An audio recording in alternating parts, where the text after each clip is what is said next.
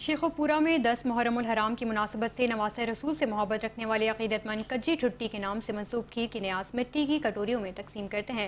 यह कदीमी रवायात अरसा कई सालों से जारी है। इसी हवाले से मज़ीद अहवाल बता रहे हैं मोहम्मद शराज बताइएगा। आज बिल्कुल ख़ास मुहर्रमुल हराम के याम में जहाँ पर जो है वो अज़ादारी और मजालस का सिलसिला बढ़ जाता है, वहीं नवासा रसूल से मोहब्बत करने वाले नज़र न्याज में भी जो है वो इजाफा करते हैं। अरसा 25 साल से कुजी ठुटी के नाम से मंसूब ये न्याज तकसीम की जा रही है, जो हाजी मोहम्मद इलियास गुजर बच्चों में तकसीम करके दिली सुकून हासिल करते हैं। इनसे बात करते हैं और मज़ीद जानते हैं। अच्छा सर, ये न्याज तकसीम करने के बाद कैसा लगता है आपको? न्याज हम तो अपनी जानें कुर्बान करने के लिए भी तैयार हैं। उन्होंने दीन बचाया अपने नाने का। आले मोहम्मद के जो शहदा करबला ने जिस तरह इस्लाम की सरबलंदी के लिए अपनी जान के नजराने पेश किए, वो किसी को उनकी कोई मिसाल नहीं है दुनिया में।